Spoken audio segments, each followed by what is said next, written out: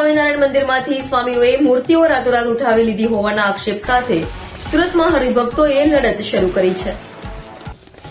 મહુવાના 185 વર્ષ જૂના સ્વામિનારાયણ મંદિરમાંથી સ્વામીઓએ જ મૂર્તિ રાતોરાત ઉઠાવી લેવાઈ હોવાનો પડઘો હવે સુરતમાં પણ પડ્યો છે।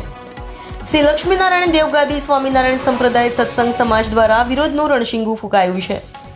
મહુવા ખારગેટના 185 વર્ષ જૂના સ્વામિનારાયણ મંદિરમાંથી રાતોરાત લક્ષ્મીનારાયણ દેવની મૂર્તિ ખસેડવામાં આવતા વિવાદ થયો છે અને સુરત સહિત ગુજરાતના અમરેલી અને ભાવનગરના અલગ અલગ વિસ્તારના હરિભક્તો મહુવા ખાતે જઈ વિરોધ નોંધાવશે।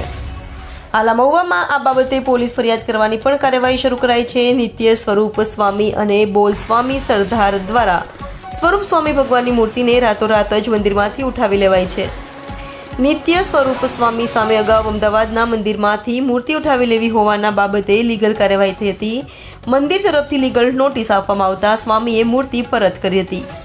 ઉપરાંત રાતોરાત જ મંદિરના ગેટની બહાર દિવાલ ચણી દેવામાં આવી છે। આચાર્ય વિહારી લાલજી મહારાજ દ્વારા 185 વર્ષ પહેલા ભગવાનની પ્રતિમાની સ્થાપના કરવામાં આવી હતી અને જૂના મંદિરમાં ફરીથી મૂર્તિ સ્થાપિત થાય તે માટે સુરતથી હરિભક્તોએ લડત શરૂ કરી છે। મારું નામ ઘનશ્યામ છે।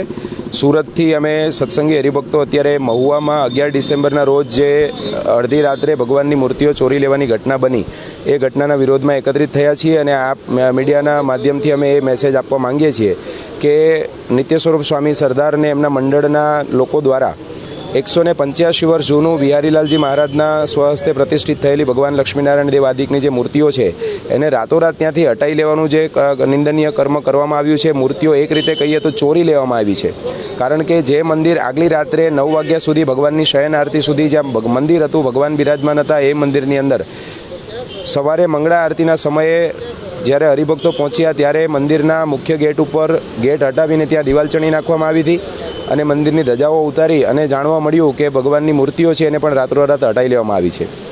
મંદિર છે એ ગરડા ગોપીનાથજી દેવ તાબાનું મંદિર છે અને એ મંદિરના જે ગોપીનાથજી મહારાજના ટ્રસ્ટીઓ છે એમનો સંપર્ક કરવામાં આવતા એમણે પણ એ ગૃહસ્થ સત્સંગીઓએ એવું કીધું કે અમને તો આ બાબતની કોઈ જાણ જ નથી, એટલે કોઈ પણ જાતના અધિકાર વગર અમારા સંપ્રદાયની અંદર જે સંપ્રદાયના માન્ય શાસ્ત્રો છે એ અને ગુજરાત હાઈકોર્ટની જે ગરડા વડતાલ વગેરે મંદિરની સ્કીમો છે એની અંદર સંતોને આ પ્રકારના કોઈ પણ અધિકારો આપવામાં આવ્યા નથી કે કોઈ પણ મંદિરોની રાતોરાત મૂર્તિઓ ઉઠાવી જવી એવા અધિકારો સંતોને નથી। સંતો એ ફક્ત ભગવાનનું ભજન કરવા માટે, સત્સંગનો પ્રચાર પ્રસાર કરવા માટે આવે છે।